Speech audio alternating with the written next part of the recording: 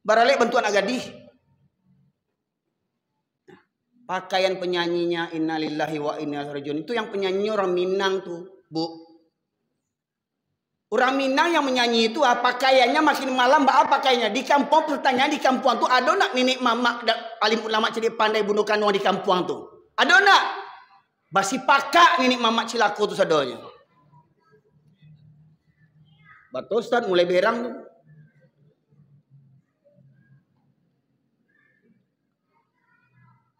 Kalau di Medan orang buka diskotik di Medan, orang joget-joget, orang mabuk-mabuk, orang nyanyi-nyanyi, peluk-pelukan itu dalam ruangan diskotik. Tapi di kampung saya diskotiknya di mana orang barale jadi diskotik pentas tuh. Lampu disko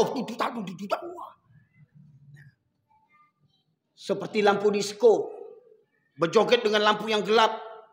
Dengan macam goyangannya semakin malam semakin buka baju penyanyinya. Pertanyaannya di kampung tuh ada ndak nenek mama alim ulama cari pandai bundo kanduang? Gak ada yang punya wale itu nenek mama yang punya wale. Yang punya wale itu bundo kanduang. Ndak celaku tuh tukik membok rabah tuh. Ndak cukup di situ. Barale mabuk-mabuk.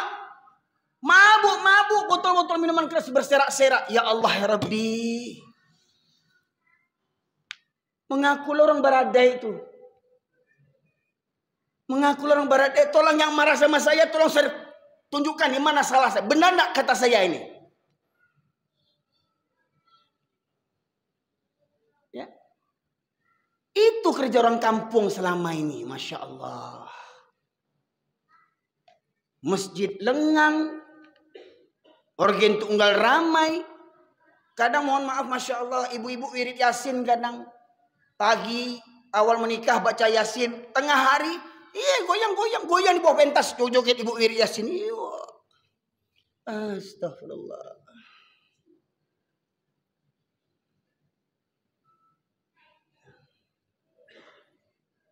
Bapak sekalian. Jadi saya bilang sama orang kampung saya ketika khutbah itu.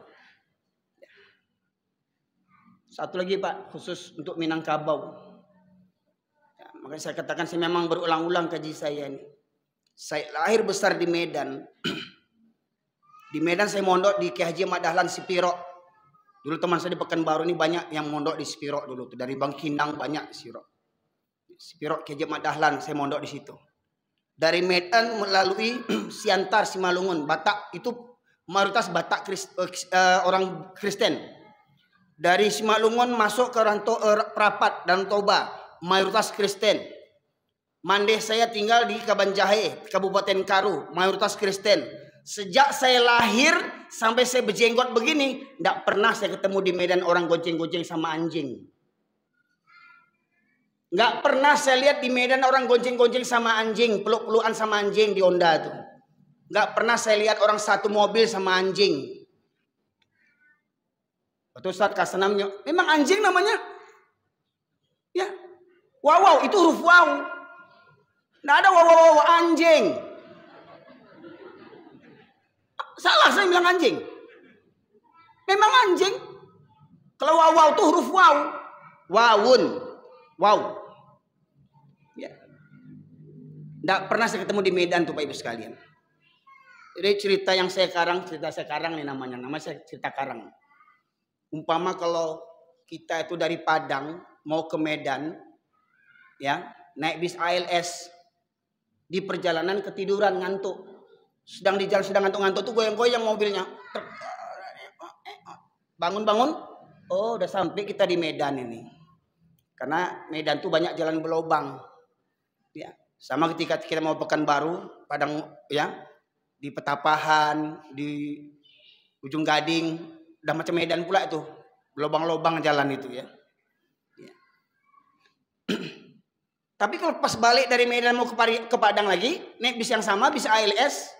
Ya, karena saya dulu dari Spiro, dari Medan ke Solo itu naik bis ALS 3 hari 3 malam. Ya. 2 bangku untuk 4 orang kami, pangku-pangkuan. Ya, karena masih kecil. Kalau dari Medan kita pulang ke kampung ke Padang nih ALS, ketiduran. Pas lagi bangun-bangun, lihat di luar, sudah nampak orang goncengan sama anjing. Oh lah tiba di kampung kok. Jadi menanduan kampung awak Minangkabau di mana orang bergonceng juanjiang Minangkabau tuh. Bahkan mohon maaf Pak, di Pekanbaru siapa yang keluar sama anjing pasti orang Minang. Marah Pak, faktanya begitu. Siapa yang keluar di Pekanbaru ini keluar sama anjing pagi-pagi 5-3 ekor anjing, orang Minang tuh pasti.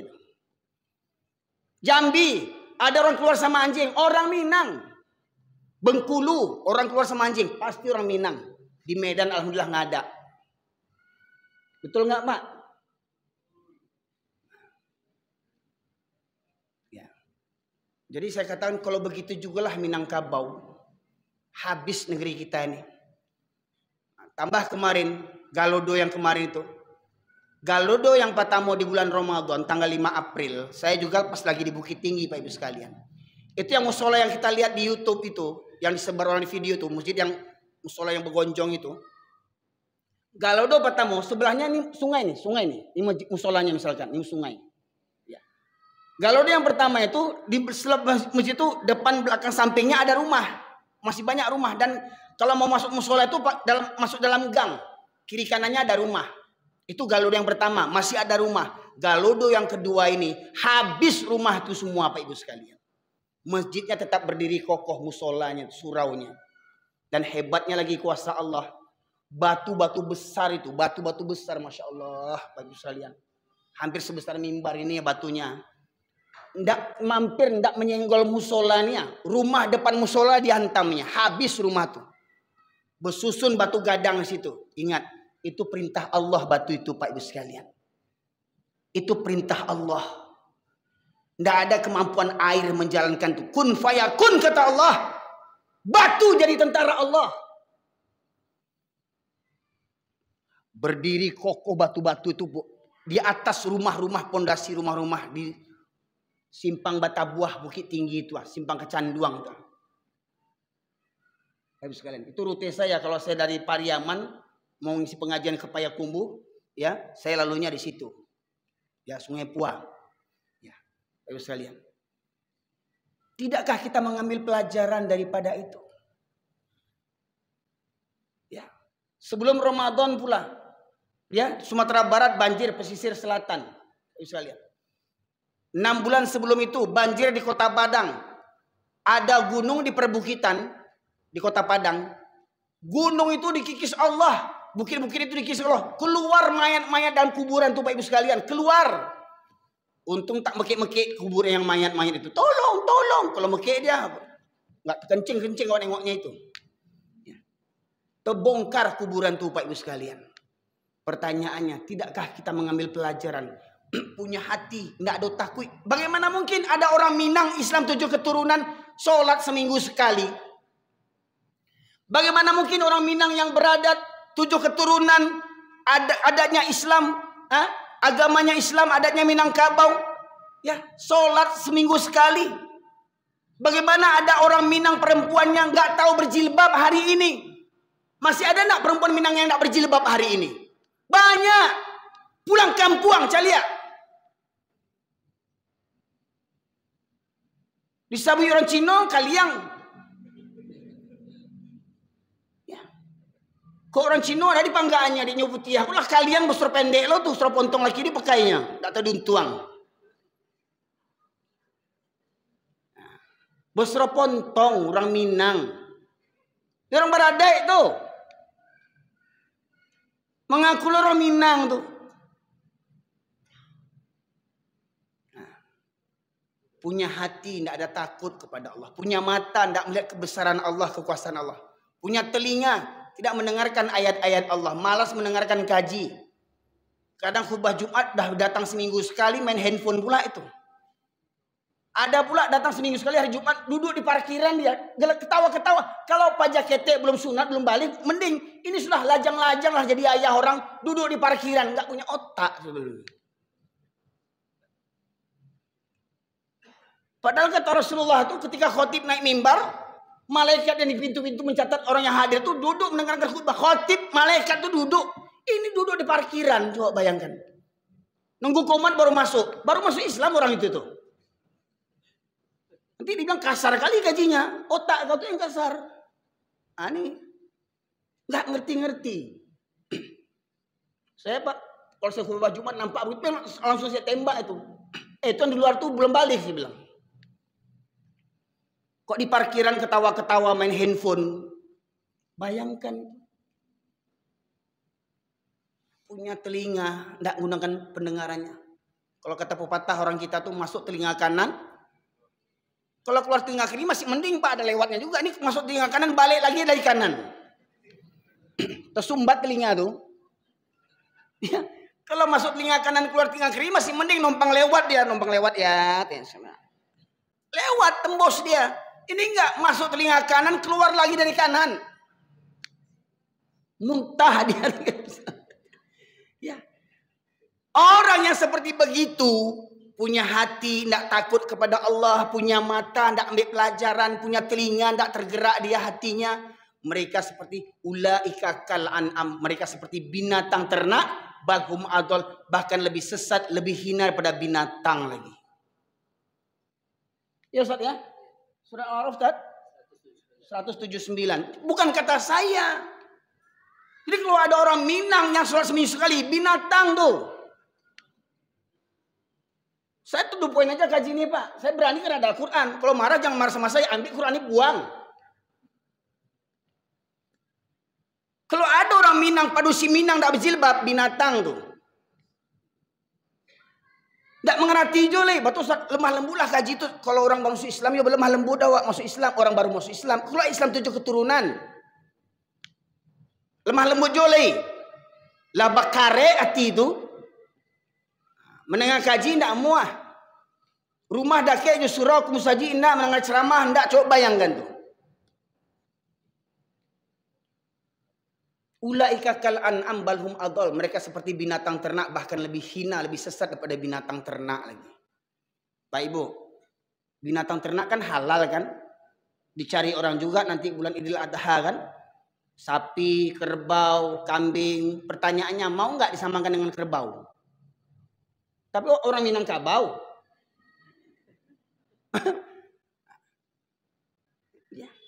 Di orang Minang kini lah banyak tinggal Minangnya, tinggal kabau, hilang Minangnya, tinggal kabaunya.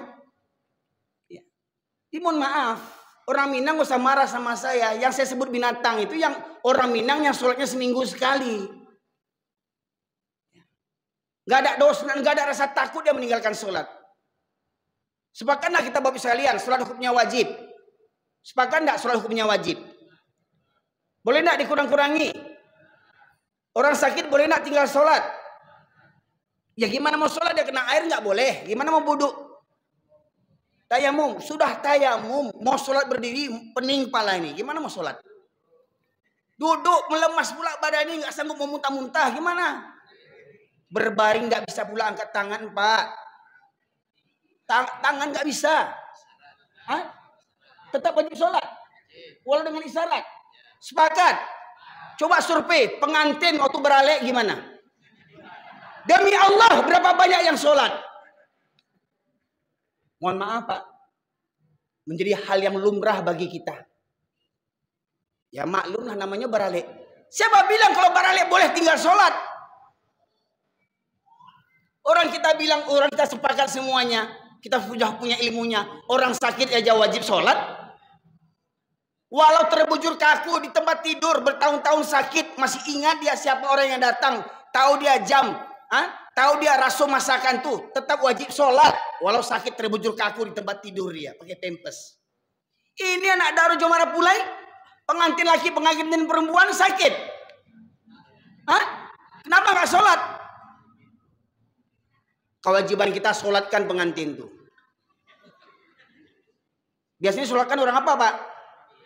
Memang pengantin itu sudah mati kerancaan. Balaga Ratu Sari, Ratu Narako. Banggal jadi Ratu Sari. Dek Ratu itu nak sholat, Ratu Narako. Jujur nih, berapa banyak orang yang beralek waktu pesta itu yang sholat? Coba bingung. Oh Ustaz kan beralek juga. Iya saya beralek. Tapi saya beralek bini saya nggak ada pakai gencu, nggak ada pakai celak, nggak ada make up, nggak ada suntiang. Ya cantik juga bagi sayanya. minang ya untuk saya kan bini saya. Entah apa sih pamerkan sama laki orang. Nanti naksir pula laki orang. Apa katanya? Barana ampe kau dia nanti jual. Ah, soan lah. Lah barana ampe bini awak dia nanti orang jole. Bila kebati laki kau je. Atuh. Tu bapak-bapak kawan bini awak bapak pamerkan biniku cantik, seksi, bahenol. Gemoy.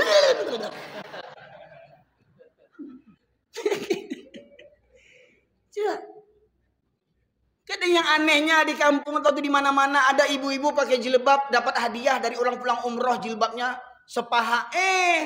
Di bawahnya serawal legin dipakainya. Coba bayangkan. Itu ibu sakit utak, bunduk kandung sakit utak namanya itu. Ada pula ibu-ibu jilbab hadiah dari ulang umroh tua sepaha tua. Serawal pontong lagi dipakainya. Masa orang Minang, padusi Minang tak tahu adai orang Minang ba'a menutup aurat? Hah?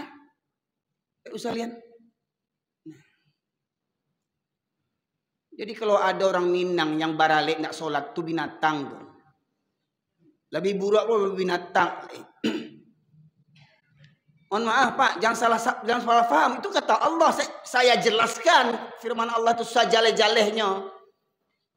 Tidak ada takwik meninggal sholat. Senyum-senyum pula itu. Foto, kadang foto, mohon maaf nih foto nih. Kadang kita mau pula dibodoh-bodohin. Foto pengantin laki-laki sama perempuan. Istri saya suruh di pengantin laki-laki tegaknya. Istri kita suruh di pengantin laki-laki samping berdiri. Nah yang perempuan, yang suaminya di samping pengantin perempuan. Mau pula itu di sebelah laki orang foto-fotoan gaya bebas. Andi ya. Sebelah bini orang awak berfoto, nak ada rasa malu, nak ada rasa cemburu. Coba yang mengaku beradai lo tuh. Adek sia tuh. Nah, ini foto. Di depan ruang tamu tuh ada namanya tergambar foto itu namanya, foto prawedding. Apa arti prawedding tuh? Apa arti prawedding tuh? Hah? Belum nikah kan? Belum nikah lah foto bawa paluannya. Nak kurang ajar tuh. Belum nikah lah bawa paluan. Astagfirullah, tak tahu diuntuang, tinggal di kampung belagak orang kota. Orang kapi yang ditiru. Namanya sebetulnya orang-orang kapi prawedding. Ya. Itu, mayang adik Minangkabau tuh kini. Ambo baralek jo Pak Ibu sekalian, alhamdulillah bini ambo dak ada basuntiang. Ancak jo bagi ambonya. Ambo baralek ndak ada pelaminan, ndak ada basandiang sebab ambo takwi dosa mempamerkan istri ambo ke laki-laki yang bukan mahramnya. Juga dosa biko terjadi salam-salaman laki-laki perempuan yang bukan mahramnya. Coba saya lihat. Le orang baradek orang Minang, waktu baralek salam ndak? Ah, adek sia tuh. Tolong alim ulama Minangkabau sampaian kok. Apa hukumnya berjabat tangan laki-laki perempuan yang bukan mahramnya? Belagak mengerti adek. Adek pas ni sarak pas ni kitabullah, sarak mengatur adik memakai gadang otak. Mohon maaf nih Pak Ibu sekalian. Kadang habis sholat raya, habis sholat Idul Fitri, salam-salaman satu lapangan tuh semua laki perempuan. Ada siapa itu? Ya. Orang yang begitu kata Allah, mereka seperti binatang ternak, bahkan lebih hina daripada binatang. Nah sekarang kita dengar pula lagi Ustaz. Ayat 176. Nah, surat yang sama. Surat Al-A'raf ayat 176. Dan sekiranya kami menghendaki, niscaya kami tinggikan derajatnya dengan ayat-ayat itu. Tetapi dia cenderung kepada dunia dan mengikuti keinginannya yang rendah. Maka perumpamaannya seperti anjing. Seperti apa Ustaz? Anjing. Geng. Lanjut. Jika kamu menghalaunya, dijulurkan lidahnya, dan jika kamu membiarkannya, ia menjulurkan lidahnya juga. Demikianlah perumpamaan orang-orang yang mendustakan ayat-ayat kami. Maka ceritakanlah kisah-kisah itu agar mereka berpikir. Di ujung ayat apa kata Allah? Dan ceritakanlah kisah-kisah itu. Maknanya Pak, wajib sampaikan ayat ini. Tapi anehnya orang disampaikan ayat ini ada yang tersinggung. Wah, engkau kok anjing-anjingnya, coba ndak ada lemah lembutnya. Ya. Ini. Agar mereka berpikir. Nah, jadi Al-Quran ini untuk yang hanya berpikir, bahasa awalnya untuk yang punya otak aja kaji kok. Yang tak punya otak akan masuk kaji kok dah. Caci maki yang keluar di muncuang itu. Ustaz kurang ajar, mah Ustaz keleren. Cari-cari yo kasarnya muncuangannya. Ini Quran hanya untuk yang punya otak aja, Pak Ibu sekalian. Ya. Apa kata Allah? Kalau kami menghendaki, kalau Allah berkehendak, Allah muliakan kita dengan ayat-ayat Al-Quran. Al-Quran yang memuliakan kita. Bukan pangkat, jabatan, harta, tahta, wanita kita. Jangan bangga, Pak, pangkat tinggi. Oh, jadi presiden. Jangan bangga dulu. Fir'aun presiden juga dulunya. Kurus cungkreng Fir'aun itu dulu. Macam tengkorak Fir'aun dulu ya. Kurus cungkreng. Nah, fotonya di Fir'aun itu. Ya. Banyak tentaranya suka-suka bunuh orang. Anak kecil dibunuhnya. Coba bayangkan. Fir'aun itu membuat undang-undang peraturan untuk melegalkan kezolimannya. Fir'aun tuh. Pertanyaan di zaman sekarang ada nggak Fir'aun? Nah, carilah sendiri. Nama Fir'aun nggak ada ya, tapi perangannya Fir'aun banyak. Ya. Jadi jangan bangga dengan jadi presiden, jadi gubernur, jadi ini semua. Wah. Jangan bangga jadi pegawai, jadi pejabat. Mohon maaf, Haman tuh pegawainya Fir'aun. Oh, jangan bangga harta kaya berlimpah, banyak. Ada kebun sawit, ada tanah begini-begini. Jangan bangga, Korun lebih kaya dari kita lagi. Apa yang dibanggakan? Mohon maaf, paling kaya Pak Ibu sekalian yang punya Fortuner, yang punya Alphard. Berapa Bapak Ibu punya Alphard? Ada 100, ada 1000. Nggak usah sombong. Ya. Siapa yang paling kaya kata Rasulullah itu? Rakaataini minal fajri khairum minad dunya wa mafia. 2 rakaat sholat sunnah fajar di waktu subuh itu lebih baik daripada dunia dan isinya. Masya Allah. Apa isi dunia, Pak? Semua mobil di dunia ini masuk tuh. Apa isi dunia nih?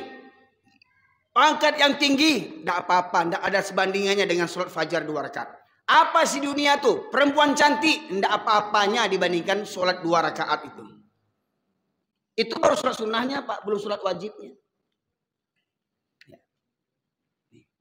Jadi kata Allah, Pak Ibu sekalian, mereka tidak mau memahami Al-Quran, tidak mau mengamalkan Al-Quran, tidak mau menyampaikan Al-Quran, lebih cenderung kepada dunia. Oh, nanti kalau saya sampaikan ini orang tersinggung, nanti kalau saya sampaikan ini orang nanti marah.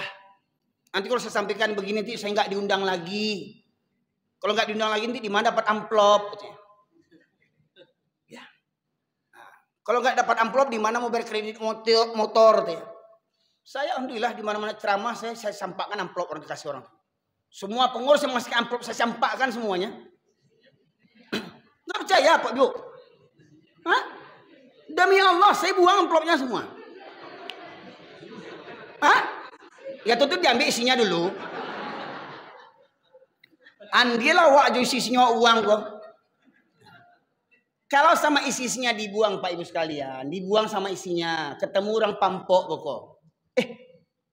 Amplop, duit, pasang nomor dia, berdosa pula awak. Sebelum dia berdosa, maka selamatkan. Amplop itu sungkah dia tuh. Ini ada ustadz yang meninggal amplop. Oh, kalau mengaji situ tuh amplopnya tabah, kalau jual situ amplopnya ketek. Pas jawab di amplopnya ketek itu motor ambo rusak, Pak. Jadi supaya sanangnya dapat amplop tabah tuh isi kardus Indomie dalam amplop tuh. Nah, ya, jadi ceramah tuh nang kalama orang jo sebarang galak-galak, kok diundang balik ya. Aduh. Nggak berani menyampaikan kebenaran, apalagi ya kalau diundang pejabat, ada Pak Gubernur. Wah, hebat Pak Gubernur, paling hebat. Nah, lidah tak betulang. Ya. Nah. Cenderung kepada dunia. Habis waktu untuk urusan dunia. Masya Allah. Untuk hobinya. Di kampung saya itu kalau ada namanya hobi zaman apa namanya? Musim layang-layangan. Ya Allah ya Rabbi. Sampai malam-malam main layang-layangan. Coba bayangkan. Sampai malam main layang-layangan. Ya. Pakai lampu deh Ustaz. Sekarang pakai lampu. Oh yang muda-mudanya hobi main futsal. Main futsal sanggup. Ke masjid tidak sanggup. Maka memang benar perjalanan yang terjauh dan terberat bagi laki-laki itu Pak Ibu. Perjalanan ke masjid.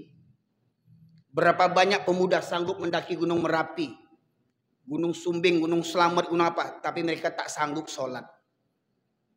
Kami mendaki gunung juga Bu. Waktu saya nyantri mendaki gunung pula. Gunung tertinggi di Jawa Tengah itu sudah laki di Gunung Selamet. Tapi kami di puncak itu sholat berjamaah kami subuh. Azan kami berkumandang di puncak gunung tuh. Melihat kebesaran Allah tadi itu. Menggeletar hati ini. Ya Allah inilah gunung. Kalau kau letuskan gunung ini Allah. Jadi apalah kami ini. Menambah kekusukan kita sholat di puncak gunung Pak Ibu sekalian. Untuk melatih fisik kita. Ya. Ya. Banyak orang sanggup lari maraton. Sanggup main goes-goes, main sepeda. Tapi tak sanggup sholat. Anak-anak kita kuliah ke Padang, kuliah kemana-mana, kuliah ke Jakarta, kuliah ke Jogja, kuliah ke luar negeri. Tapi pulang liburan gak sanggup ke masjid. Gak sanggup ke masjid. Mohon maaf, haji sudah tiap tahun, umroh tiap bulan, saking kayanya. Ke masjid, pulang gak sanggup ke masjid rutin. Karena dah merasa banyak pahala dari sholat di Masjidil Haram, Masjid Aqsa katanya. Ya. Baik sekalian. Cenderung kepada dunia dan merupakan hawa nafsunya rendah, maka perumpamannya seperti anjing kata Allah. Itu kata Allah Pak. Perlu dipelunak bahasanya. Aku. Ya, Allah katakan anjing, katakan anjing. Kalau dibaca guguk tidak dapat pahala kita. Ya. Fa masalu kamatsali huhu. Tidak ada artinya. Ya. Kalbun. Ya. Bapak Ibu sekalian. Terakhir, Ustaz buka surat Al-Anfal ayat 22. 22. Sesungguhnya makhluk bergerak yang bernyawa yang paling buruk dalam pandangan Allah ialah mereka yang tuli dan bisu, tidak mendengar dan memahami kebenaran, yaitu orang-orang yang tidak mengerti. Jadi kalau terjemahan ini Pak Ibu sekalian sudah dipelunak juga nih sebenarnya nih. Ya, makhluk bergerak, banyak orang nggak respon kalau makhluk bergerak. Kalau makhluk bergerak itu apa Bapak Ibu sekalian? Makhluk yang bergerak. Apa saja makhluk yang bergerak? Makhluk yang bergerak apa Ibu? Pohon makhluk enggak? Pohon makhluk enggak? Bisa jalan-jalan? Enggak. Ya. Binatang makhluk enggak? Bisa bergerak enggak? Manusia makhluk enggak? Bisa bergerak enggak? Jadi kalau terjemahan yang lain Bapak Ibu sekalian, ya. Sesungguhnya inna syarrad dawab. Dawab itu akhirnya binatang melata sebenarnya. Seburuk-buruk binatang itu, ini mohon maaf. Kalau menurut Bapak Ibu sekalian, binatang yang paling buruk, paling hina itu apa? Anjing. Babi. Satu lagi? Ada binatang favorit nih, di kampung awak banyak nih. Barua itu. Nah, biasanya kalau orang naik tensi di Sabui ini. Kalau orang naik tensi di Sabui ini binatang yang 3 favorit ini. Menurut kita binatang yang paling buruk itu, paling hina itu anjing, babi, barua. Tapi menurut Allah, inna syarrad dawab indallah, binatang yang paling buruk dalam pandangan Allah, orang yang peka dan orang yang bisu. Binatang paling buruk di muka bumi kata Allah. Siapa orang yang peka ini? Tak namuh mendengar kaji. Manusia tak namuh mendengar kaji. Tak namuh mendengar nasihat. Tak tergerak hatinya mendengarkan azan. Basi paka, basi bana, basi turia. Nah, itu hebat orang Minang tuh. Makanannya basi paka. Ya. Kemudian orang yang bisu. Siapa orang yang bisu nih? Biasanya yang mengecewakan ya. Ulama, alim ulama, dai, mubalih, tidak berani mengecek, dosa berceramah. Ya. Amar ma'ruf nahi mungkar, sampaikan. Tapi orang banyak menyampaikan yang ma'ruf, tapi tidak berani mencegah yang mungkar. Ya. Ayo sholat, berani. Tapi mencegah yang mungkar, mohon maaf. Di kampung awak, kita rajin sholat. Di kampung awak ajuran narkoba, nggak berani kita ngomong apa-apa. Diam kita. Betul enggak? Takut dilaporin, ya. Kadang ya samanya memang mubazir juga Pak, dilaporin ke polisi, polisinya yang agen narkoba, coba bayangkan. Kejadian nggak? Ya. Polda di Sumatera Barat kemarin tuh, orang Minahasa, ya, baru dinas dapat gelar datua pula tuh. Kiranya apa? Jual narkoba, datua cilako kiranya. Ya. Awak bertahun-tahun asli dari Minangkabau, 10 tahun lebih nggak dapat gelar datua awak. Iko orang Minahasa mentang-mentang jadi polisi Polda dapat gelar datua. Ujung-ujungnya apa? Agen narkoba, datua cilako tuh. Ya. Kayak mana mau ngadu sama aparat awak? Mohon maaf Pak. Sambo lado. Nah, tuh. Dek orang kafir dibunuhnya seorang, dek orang kafir lalu membunuh orang kafir mati seorang ribu se Indonesia. Orang Islam mati berpuluh-puluh, ndak ada ribu orang dah. Aku baru-baru gini gua. Orang pacaran jadi film Vina. Ribut orang sudah gara-gara si Vina tuh. Hah? Di kilometer 40, kilometer 50, 6 laskar FPI mati. Ada diusut. Betapa hinanya orang Islam di Indonesia nih Pak. Tidak ada harganya 6 orang mati dengan tuduhan macam-macam. Tidak ada diusut itu. Ini wanita pacaran mati ribut orang se-Indonesia. Polisi kafir mati ribut orang se-Indonesia. Dulu perempuan mati minum kopi bandrek. Kopi bandrek apa? Kopi saya.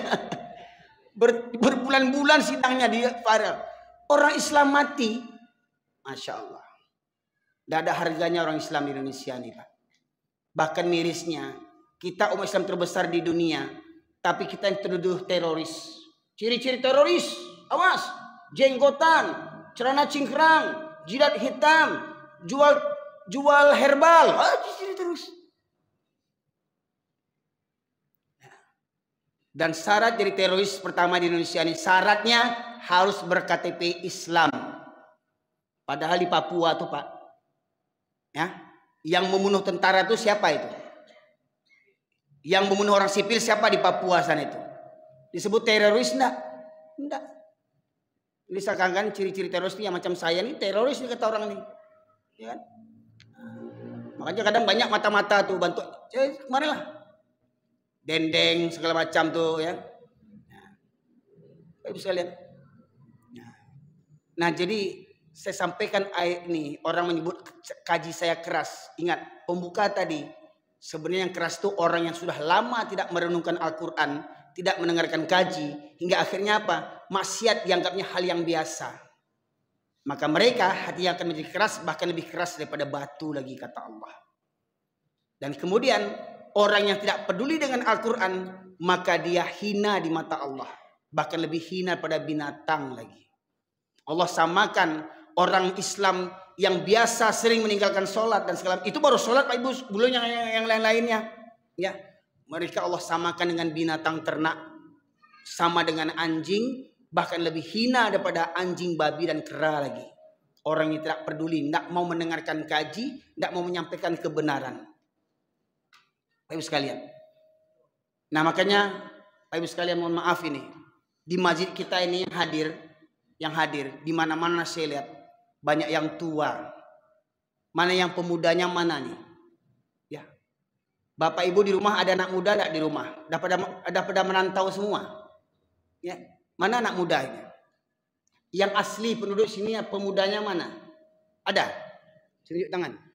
Yang anak SMP asli warga sini. Ada berapa orang? Yang anak SMA ada berapa orang? Nah, alhamdulillah saya dengar dari Pak Pengurus ya bahwasanya masjid ini tergabung dengan komunitas kelompok Masjid Pemberdayaan Nasional. Pak Ibu sekalian, saya sudah 2 kali ke Jogokarian. Masjid fenomenal yang saldonya 0. Kenapa saldonya 0? Miskin?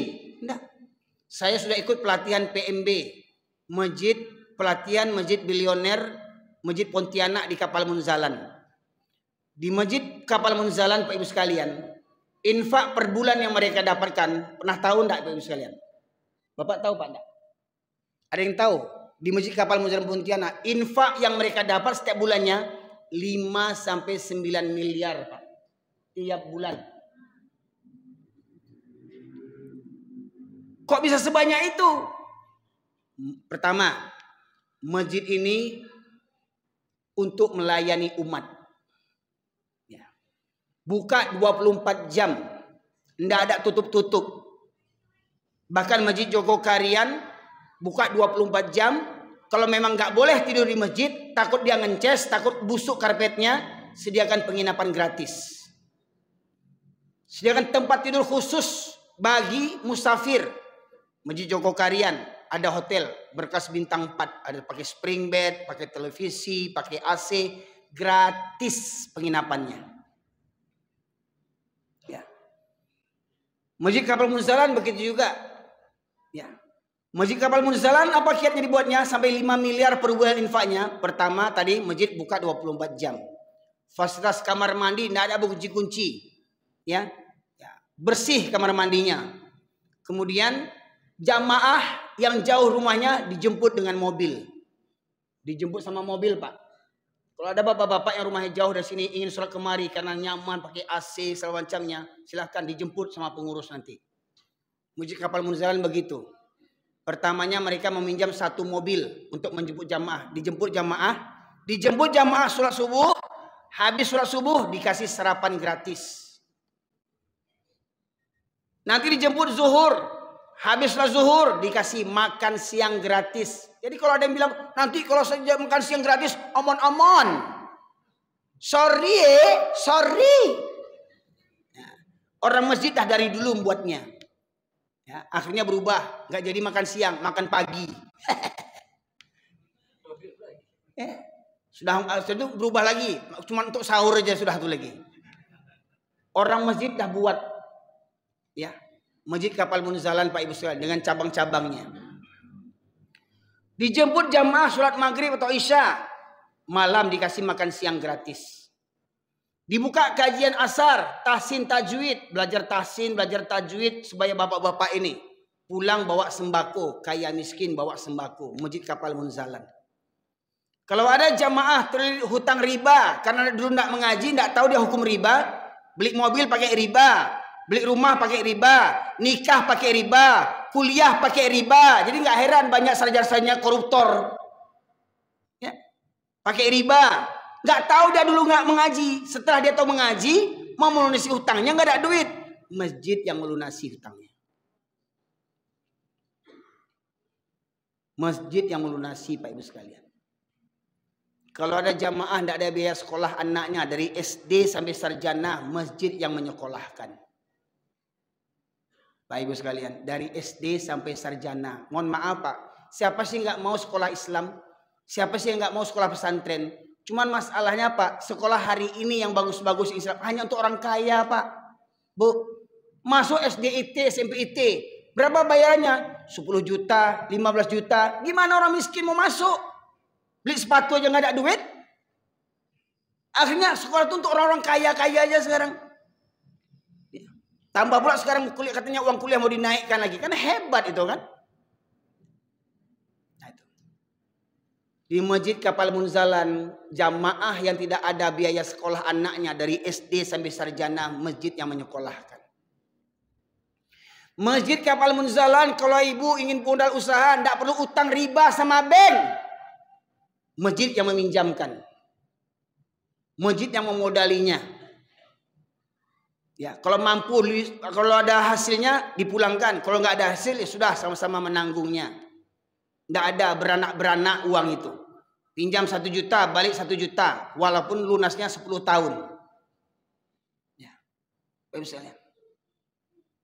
Kalau ada jamaah, tidak ada uang biaya berobat, tidak ada kartu BPJS, masjid yang melunasi membayarkannya. Masjid Jogokarian. Jangankan sendal. Kalau ada jamaah hilang motornya, diganti pengurus dengan motor yang baru, mobil motor yang sama tipenya. Motor hilang diganti. Apalagi sendal. Kita sekarang mohon maaf nih Pak, pengurus-pengurus, hilang sendal. Di mana sendal? Hilang. Oh, hilang ya. Diam aja. Akhirnya jamaah pulang jalan kaki. Kaki ayam. Ya belikanlah sendalnya baru. Ya. Itu masjid sana Pak. Nah, mudah-mudahan masjid sini bisa seperti begitu. Ya. Bapak Ibu sekalian. Ya. Kemudian kapal Munzalan tadi Pak, dari satu mobil, kalau tidak salah masjid kapal Munzalan ini mulai difungsikan sekitar tahun 2016 kalau tidak salah. Saya ikut pelatihannya tuh, pelatihan yang kelima saya. Dari awal dia meminjam mobil jamaah, sekarang masjid itu sudah punya 30 mobil berbagai macam tipe. 3 diantaranya mobil Alphard Pak. Mobil Alphard untuk menjemput jamaah sholat, bukan menyebut presiden, bukan menyebut gubernur, bukan untuk orang-orang kaya, untuk menjemput jamaah sholat pakai mobil Alphard. Kita doakan Masjid Al-Huda nanti punya mobil Alphard untuk menjemput jamaah sholat. Kalaupun belum ada Alphard, mobil ambulan pun jadilah. Ya supaya cepat sampai kan, bunyikan sirenenya kan supaya. Saya alhamdulillah sejak saya viral ini Pak, saya pernah dikawal sama mobil ambulan 2 kali. Syukur belum mobil jenazah. Saking viralnya saya, yang mengawal saya itu mobil ambulan. Sampai tiba. Kan hebat tuh, nggak ada ustaz yang kayak begitu, cuman saya yang dikawal kayak ambulan. Kan hebat itu, Bapak Ibu sekalian. Jadi mohon maaf Pak, tanda hari kiamat itu terlontar oleh kata tokoh seorang Yahudi mengatakan, bernama Goldamir, kita tidak perlu takut kepada umat Islam selagi masjidnya umat Islam di waktu subuh tidak seramai seperti waktu sholat Jumat. Pak, kira-kira masjid kita ini kalau Jumatan penuh sampai ke atas Pak? Penuh? Pertanyaannya, subuh berapa shaf? 2 shaf. Jamaah yang lainnya kemana kok 2 shaf? Oh karena banyak masjid. Oke, banyak masjid. Pertanyaan ini mohon maaf Pak, kalau hari raya sholatnya di mana nih? Di masjid. Penuh kan? Masjid lainnya di masjid juga. Penuh kan? Kenapa masjid raya penuh waktu hari raya? Subuh tidak penuh. Karena betul lah kata Buya Hamka, kalau ingin melihat orang Islam, lihat waktu sholat hari raya. Yang penjudi datang, yang koruptor datang, yang orang zalim suka membunuh datang, agen narkoba datang, pelacur datang, pezina datang. Itu hari raya. Itu orang Islam, KTP-nya. Tapi kata Buya Hamka, kalau ingin melihat orang beriman, lihat waktu subuh. Siapa yang selalu datang waktu subuh, itulah tanda imannya. Maka Ibu, kalau ingin cari menantu Bu, jangan di kantor BRI. Ya, riba. Jangan di kantor pajak. Riba. Walau gajinya banyak, uang pajak haram tuh Bu. Ya. Nah, jangan cari di pasar, cari menantu. Kalau ingin cari menantu tuh di masjid waktu subuh. Siapa yang selalu datang ke masjid waktu subuh, ambil jadi menantu. Walau umurnya 65 tahun. Loh kok ketawa? Bapak Ibu, sekarang Ibu pilih tuh bapak-bapak itu tuh. Siapa yang rajin ke masjid? Walau 60 tahun, ambil jadi menantu. Saya yakin menantu Ibu yang 65 tahun itu tidak akan selingkuh lagi. Coba nggak percaya? Ya apa gunanya punya menantu muda, ganteng, punya mobil mewah, sarjana, SAG, S-nya, S1, S2, S4, ke masjid nggak subuh, ngapain begitu? Mohon maaf Pak, mohon maaf, di kampung saya ada sekolah STIB. Di Pariaman itu ada sekolah STIB. Sekolah Tinggi Ilmu Barua. Jadi Barua di kampung Ambo Pak, sarjana Pak, nggak sombong Bu. Di kampung Ambo Barua aja sarjana. Tapi yo Barua itu tidak pernah ke surau. Barua dan sarjana itu tidak pernah ke surau. Barua. Jadi kalau ada anak awak minantu awak le sarjana, sari ke surau, ambil dojo Barua. Hah? Oto Pajero untuk jalan-jalan ke kantor barangke kamu saji indah. Barua. Atau sakasana kaji. Itu gajinya. Jadi nggak usah bangga kalau anak menantu sarjana, nggak usah bangga. Kampung Ambo Barua sarjana Bu. Tapi yo Barua tuh nggak pernah baca Quran, nggak pernah ikut pengajian, nggak pernah ke surau. Barua. Ya, ini. Jadi kata tokoh Yahudi tadi itu, mereka tidak akan takut kepada umat Islam sampai masjidnya umat Islam di waktu subuh seramai waktu sholat Jumat. Makanya celik Pak Ibu sekalian, saudara kita di Palestina berpuluh tahun dibantai, nggak takut mereka itu? Saudara kita di Palestina dibantai hancur-hancuran, Bu, Pak. Anak kecil hancur kepalanya.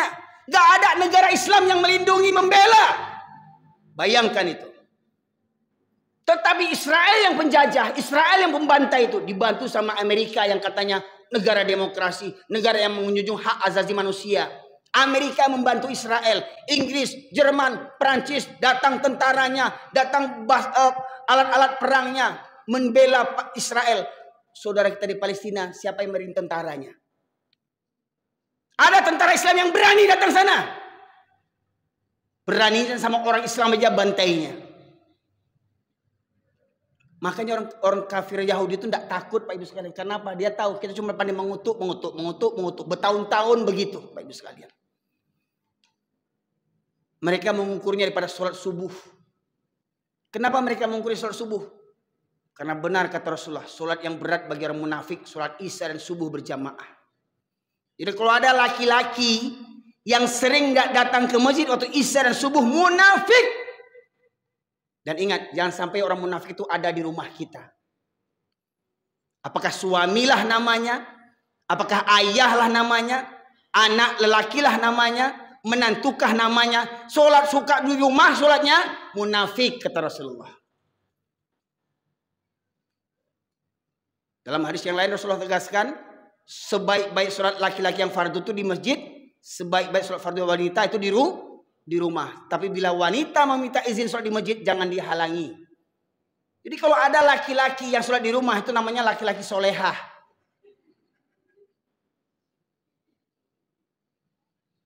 Udah Pak Haji, udah Pak Umroh, sholat di rumah, haji solehah. Tempat sholat fardu bagi laki-laki itu di masjid, bukan di rumah. Di rumah itu untuk padusi. Kalau Rasulullah katakan, aku ingin segera dikumandangkan qomat dan aku berkeliling kampung sembari membawa kayu bakar.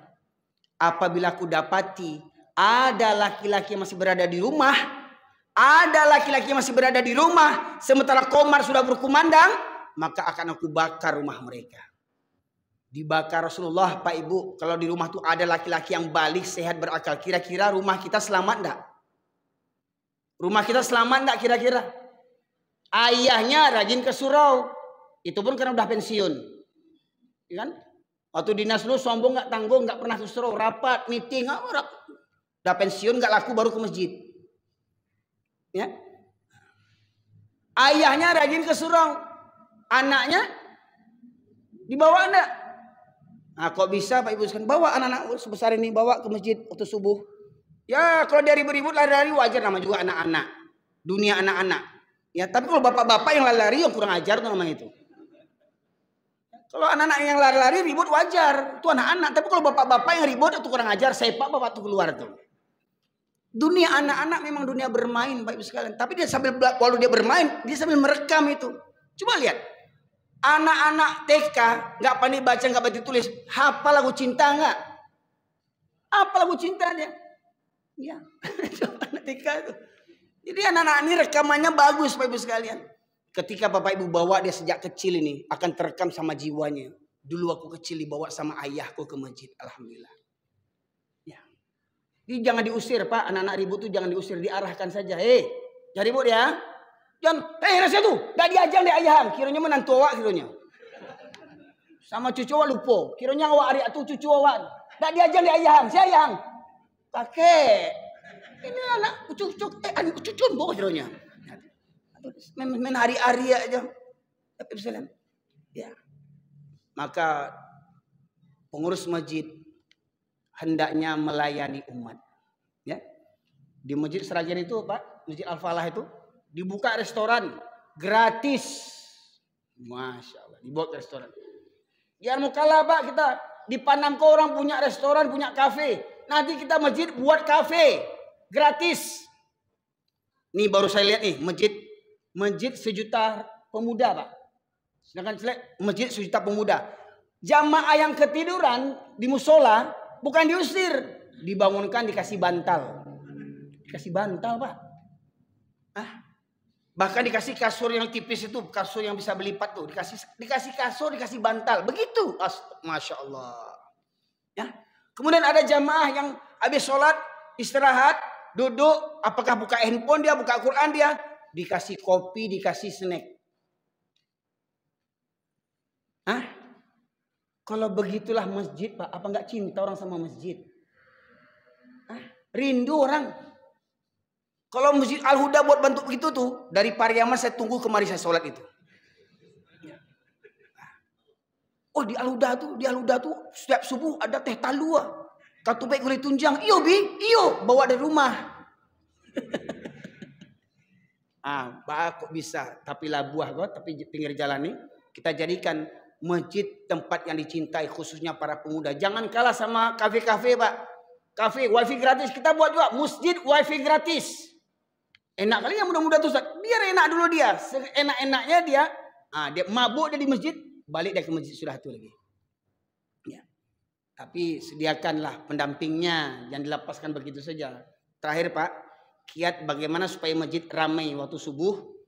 Alhamdulillah, sejak saya berdakwah di berbagai daerah, di Cilacap, di Aceh Kuala Simpang, di Mandiling Natal, Tapanuli, sampai ke Malaysia, saya senantiasa mengajak murid-murid saya safari touring dari masjid ke masjid, ya. Bahkan di beberapa tempat saya ajak remaja itu malam minggu tidur di masjid. Malam minggu tidur di masjid. Habis sholat isya tahsin tajwid. Habis tahsin tajwid jam 10 tidur, jam 3 bangun sholat tahajud. Habis sholat tahajud muhasabah. Habis muhasabah persiapan sholat subuh. Habis sholat subuh tabligh akbar.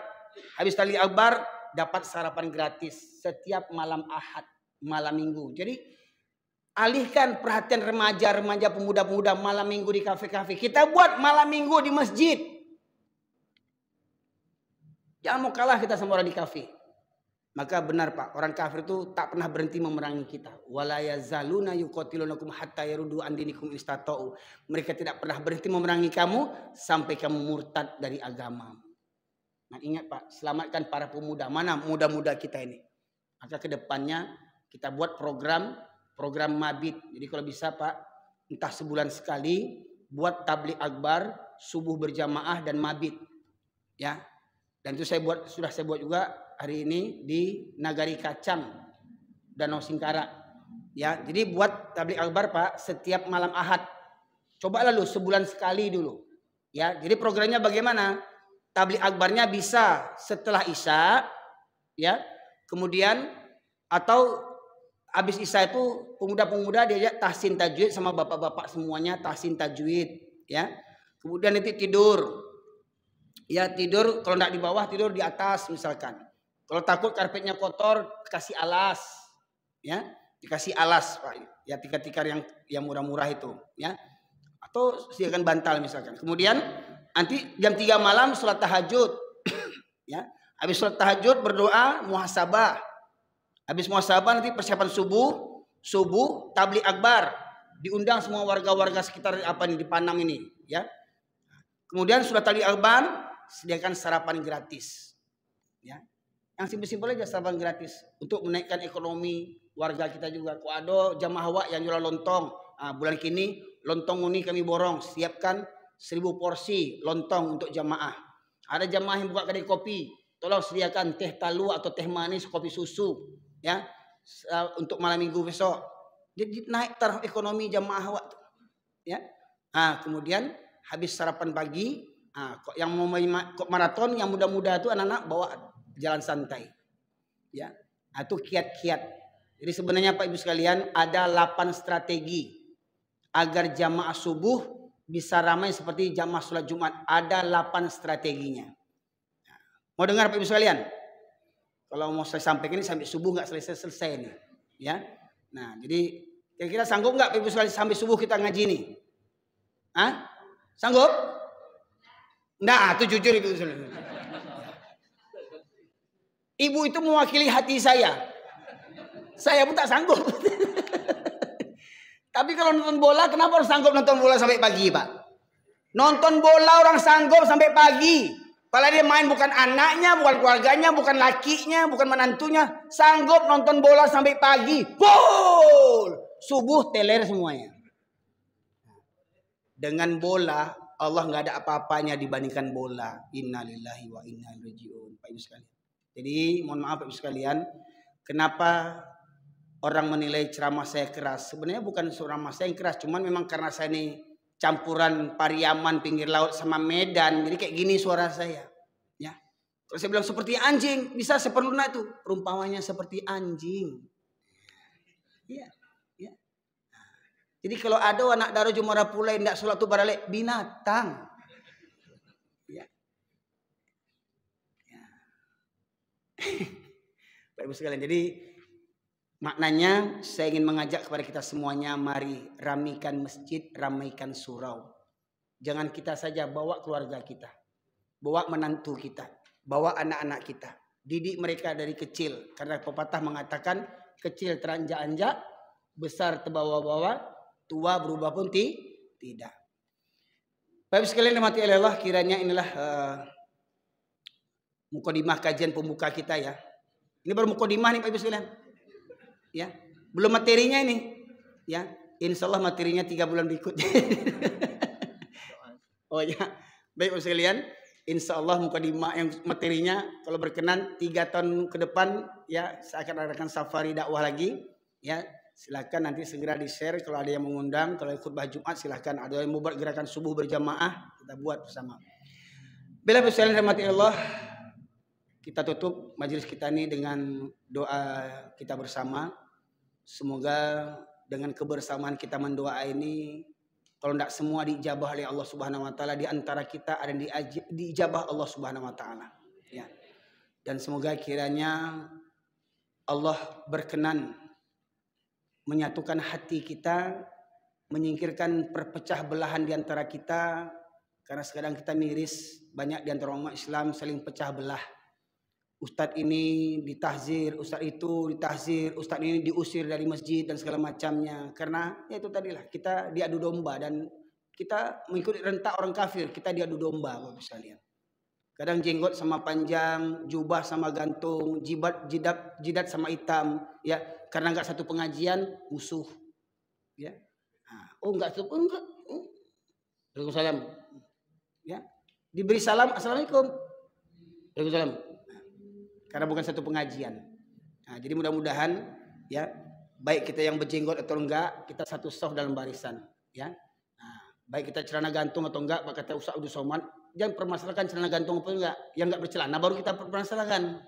Ya, nah demikian saja. Mari kita tutup majelis kita dengan doa bersama. Nabda bi al-Fatihah, Ummul Quran. A'udzubillahi minasyaitonir rajim. Bismillahirrahmanirrahim. Alhamdulillahirabbil alamin arrahmanir rahim. Maliki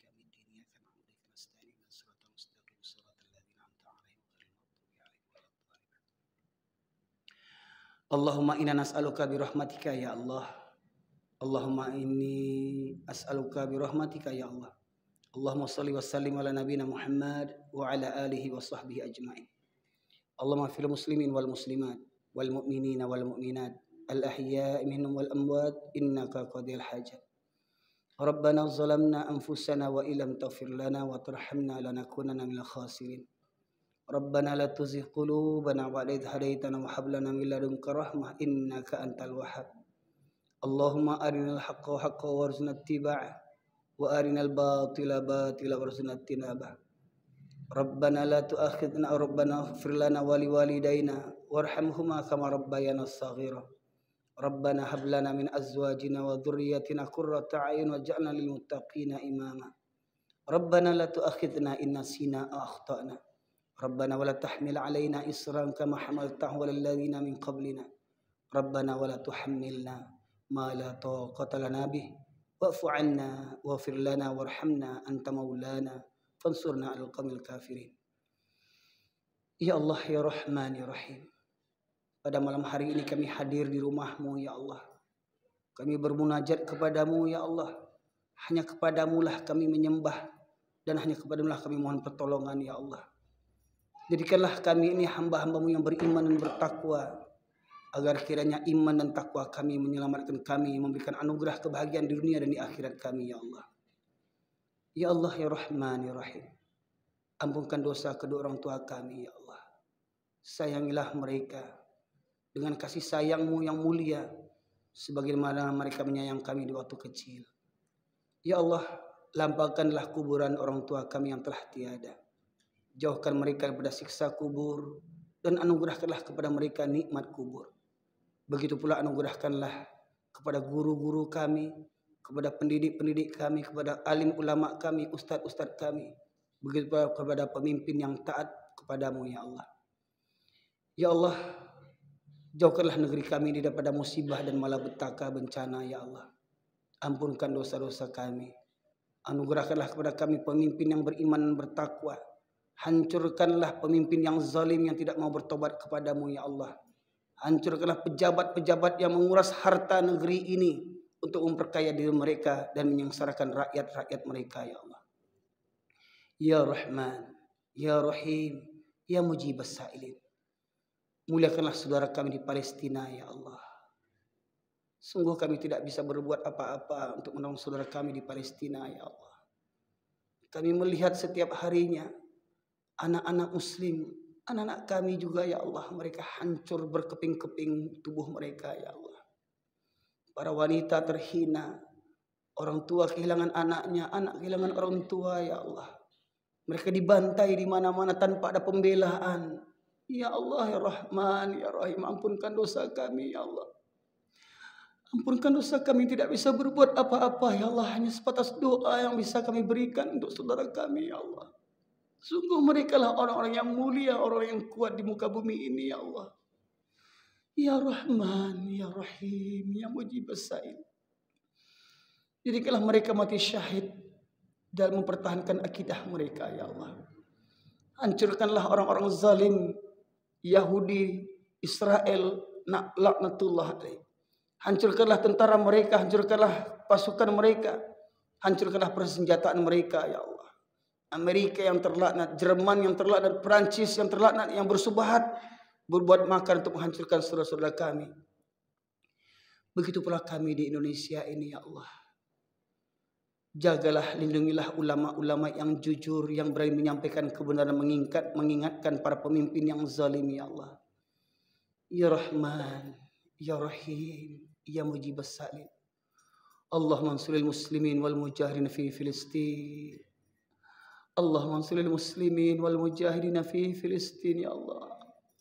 Allahumma ansuril muslimin wal mujahidin fi Filistin. Allahumma ansuril muslimin wal mujahidin fi Indonesia, ya Allah. Allahumma ansuril muslimin wal mujahidin fi kulli makan, fi kulli zaman, ya arhamar rahimin. Rabbana atina fid dunya hasanah wa fil akhirati hasanah wa qina adzabannar. Ya Allah, satukanlah hati kami di masjid ini, ya Allah. Semua yang hadir di masjid ini, ya Allah, ampunkan dosa-dosa kami, ya Allah. Anugerahkanlah kepada kami keluarga yang sakinah, mawaddah, warahmah. Di masjid ini kami berkumpul, ya Allah. Pertemukanlah kami di surgamu bersama, ya Allah. Rabbana atina fid dunya hasanah wa fil akhirati hasanah wa qina adzabannar. Subhana rabbika rabbil izzati amma yasifun.